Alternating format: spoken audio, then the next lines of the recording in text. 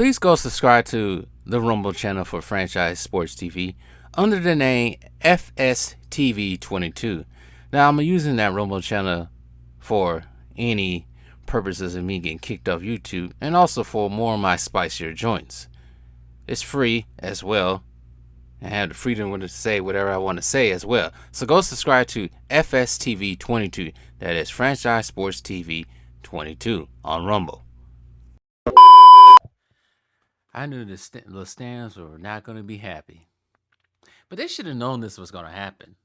They should have known that as soon as the season started, we was going to be on the Lakers' ass.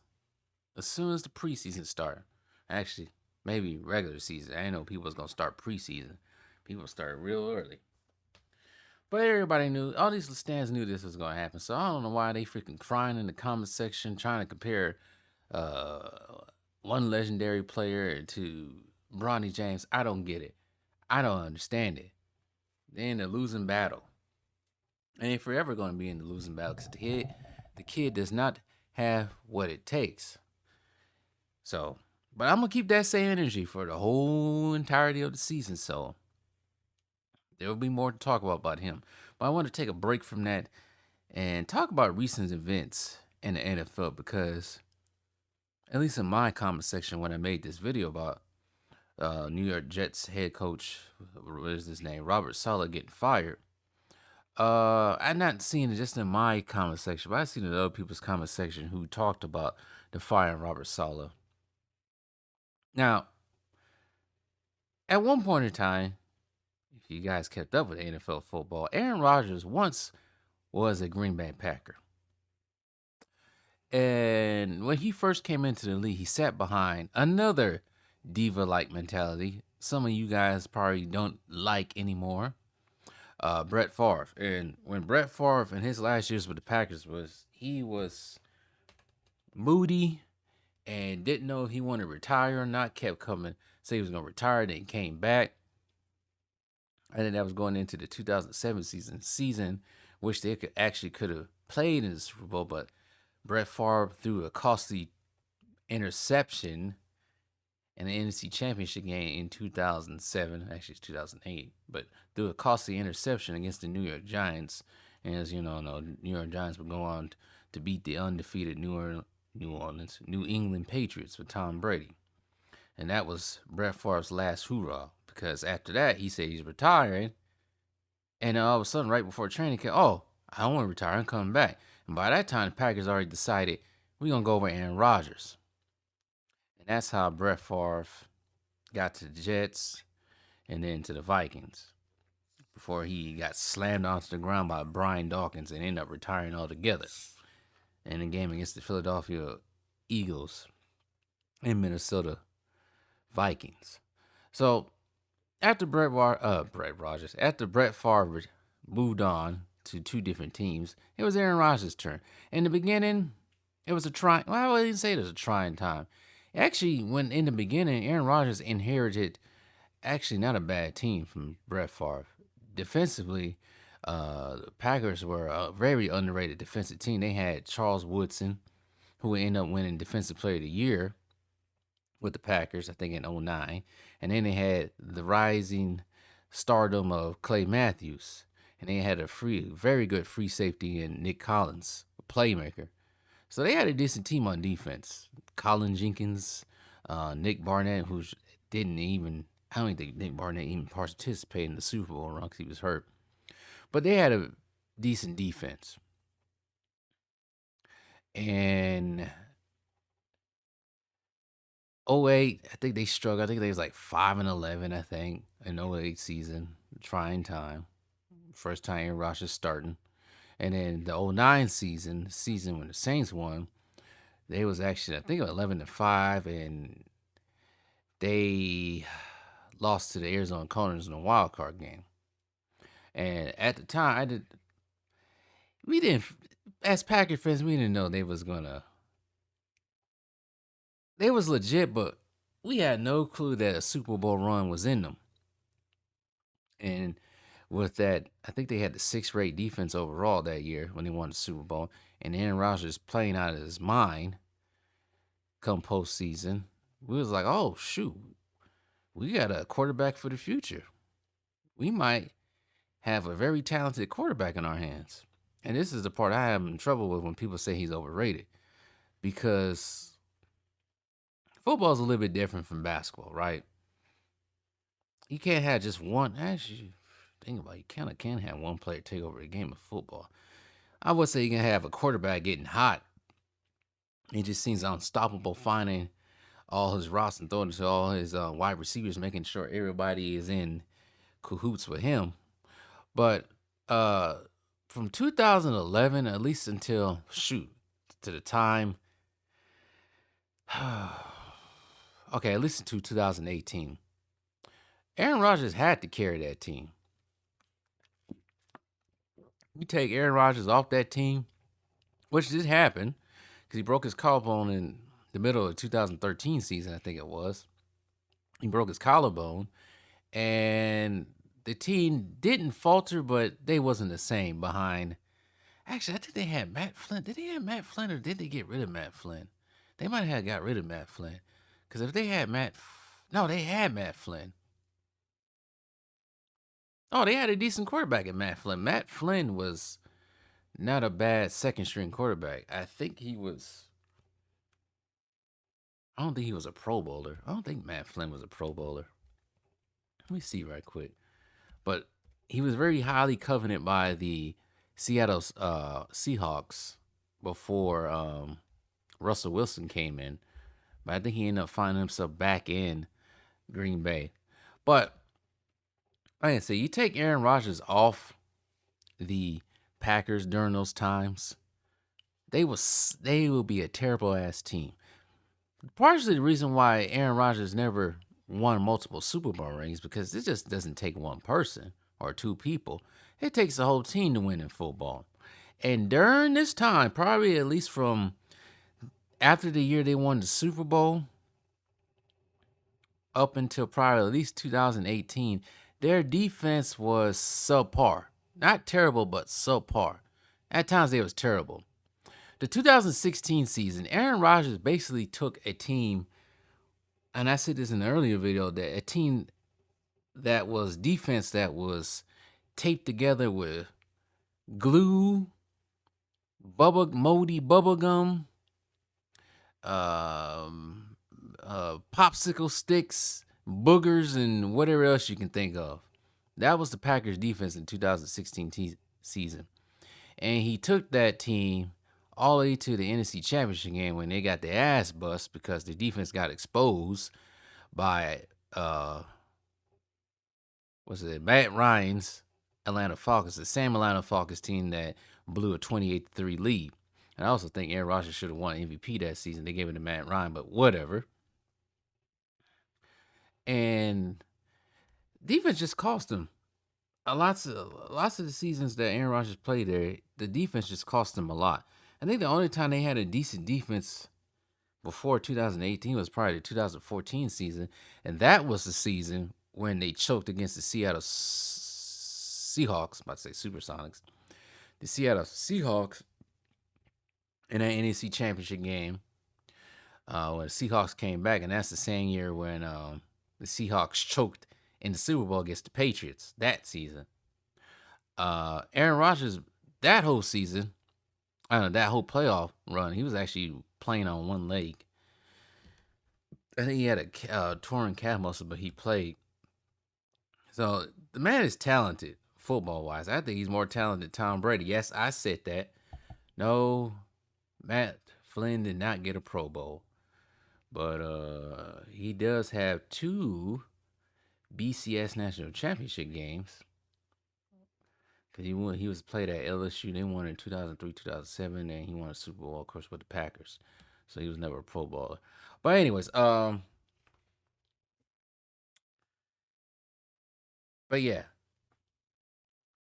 Aaron Rodgers is talented. And I think he's more talented than Tom Brady. And I think Tom Brady even has said it himself that Aaron Rodgers is probably a little bit better than him when it comes to playing the position. The only thing about Tom Brady that people get misconstrued when it comes to Aaron Rodgers, even Peyton Manning, Tom Brady was very fortunate he played with a franchise that was capable of putting a team around him. You know, they actually had a coach that knew what he was doing somewhat with Bill Belichick. Because after Tom Brady left the Patriots, I don't know what Bill Belichick was doing after that. But then again, they never really had the same team after Tom Brady left.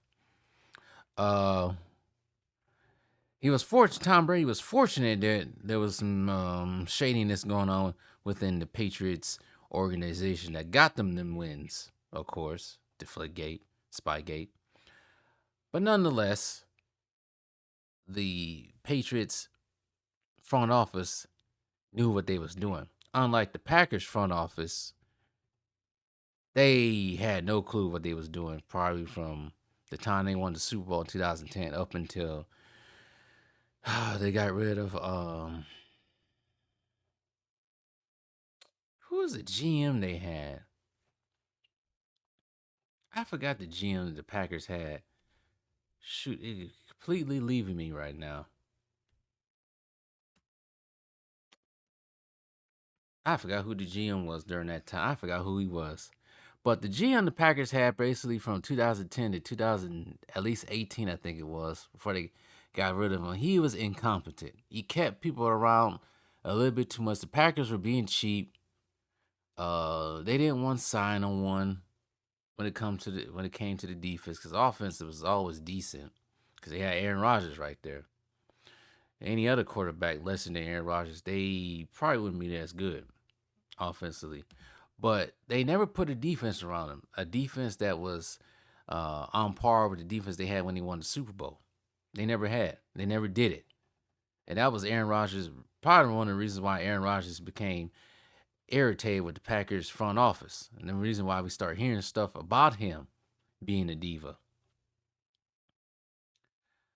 So people don't who don't are not Packer fans who don't know the insights. That's why I get agitated when people say that. Packers probably from the time, like I said, from the time they won the Super Bowl up until 2018, they was incapable and being incompetent of signing anyone good. And they did sign someone, they got someone who was out of their prime. Now with the new GM, I never can pronounce his last name. Brian Gunkis. I forgot it. I never know how to pronounce his name. Ever since they got the new GM or general manager, they have been better in free agent signings. This past year, they signed Brandon Jacobs and Xavier McKinney, and Xavier McKinney has 5 interceptions through week 5. Um, they never was able to hire the right defensive coordinator too. They always hired the wrong defensive coordinator. So that was also an issue. And I'm looking at Aaron Rodgers' stats right now. He led the NFL 6 times the touchdown to interception ratio: 2011, 12, 14, 18, 2020, 21. 6 times. 6 times. 6 times in the lowest passing interception percentage: 2009, 14, 18, 19, 20, and 21. 4 times in passer rating: 2011, 12, 20, 21. 4 times in touchdown passing percentage: 4 times. So he ain't overrated. He's obviously good. But the problem I have with him, that people also have a problem with him now, is his diva like ways. In his last 2 years, couple years in Green Bay, uh, he was becoming a little bit too Hollywood. Not in the sense that he wanted to be with the Hollywood elite, because if you know some of his political social commentary, is a little bit out there. It's not like the weirdo leftist commentary or beliefs they have. He's sort of aligned with RFK Jr. If you know about Robert Kennedy Jr., his thinking, go check that out. Similar to that. But he just became too much of a diva. You know? Always complaining about the wide receivers, especially after Devontae Adams left, especially after he left. His last year there, I think it might have been the off season when they had that square off, that golf tournament. with him and Tom Brady versus Patrick Mahomes and old boy from the Bills quarterback. I can't think of his name right now. Yeah, it was that season, off season. It's like you're gonna have a whole bunch of new wide receivers out there, right? You got a bunch of two rookie wide receivers, fast as hell, athletic as hell, and Romeo Dobbs and Christian Watson, right? You knew you were gonna have basically a whole new offense, with the exception of Aaron Jones, because he still had Aaron Jones. Wide receiver core was totally different now. Van Skelton left and went to the Chiefs, I think. Like I said, Devontae Adams went to the Raiders. No more Jordy Nelson. I think he still had Randall Cobb. He might have still had Randall Cobb. Yeah, Randall Cobb stayed with him because he ended up going to New York with him. They had Adam Lazar, which went to New York with him. But he had a totally not the same one. Yeah, the same tight ends. He had none of that. And so he rather do whatever instead of going to OTAs, minicamp with your new rookie wide receivers. He rather do whatever instead of getting acquainted with them. And then he had the nerve to complain about them during the 2022 season. That's last season there. He had the nerve to call them out and complain about them. They need to get on the same page as me. Maybe if you would have attended OTAs and mini camps and all that stuff, maybe you'll have some more chemistry with your new wide receivers instead of berating them in the media. That was the problem I was having with him. He was getting too much into himself. Now, the whole vaccine thing, I was on the side with that. Yeah, I was on the side with that. But also, I didn't like the things surrounding it because, all right, he don't get no smoke for not taking the vaccine, but why is Kyrie getting all the smoke for not taking the vaccine? Because I back both of them when it comes to that. They shouldn't be forced to be doing that if we don't want to. But the energy I didn't like. All the energy going towards Kyrie and Aaron Rodgers didn't get it. That was my issue with that. I ain't care about his belief. I support his belief. But the energy, no. The energy that all went to Kyrie, no. But anyways, he just got too much into himself. He was always on what's his name? Pat McAfee show. He was always on Pat McAfee show every Tuesday. And I started to hear a lot more of this diva narcissism going on. And now he has reached levels of LeBron narcissism. He's getting there. And everybody talking about, he got multiple coaches fired. Well, his whole time in Green Bay, he only had two coaches. He had McPudding Pop, who's now coaching Dallas.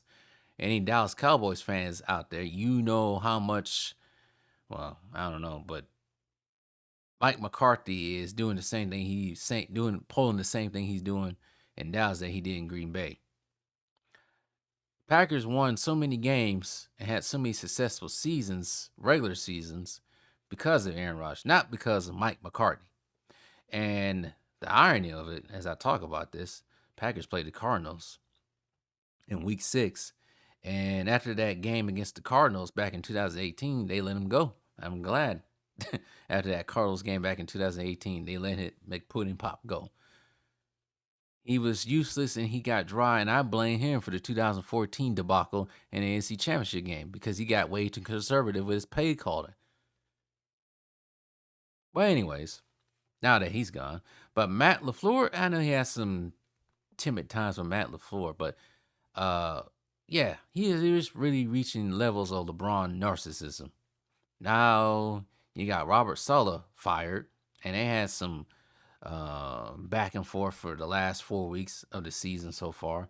And this is just weird timing. It's like they couldn't work that out and waited to the end of the season. He did it right in the beginning of the season, almost the beginning of the middle of the season. This team ain't going nowhere. New York Jets.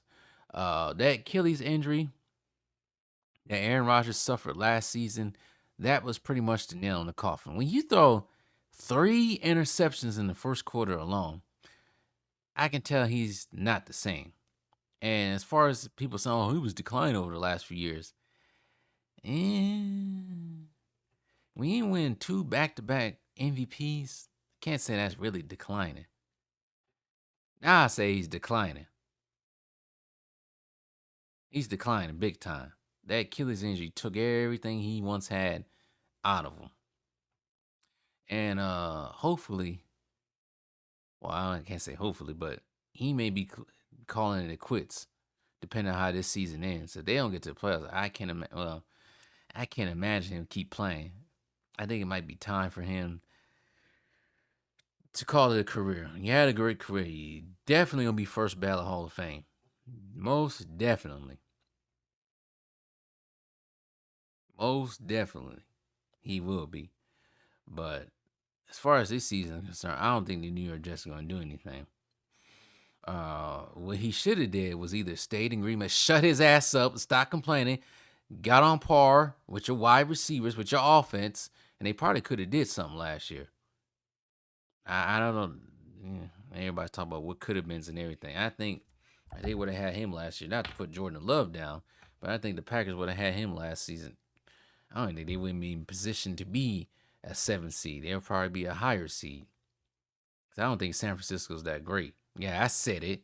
San Francisco's powered by Christian McCaffrey, and they haven't had him.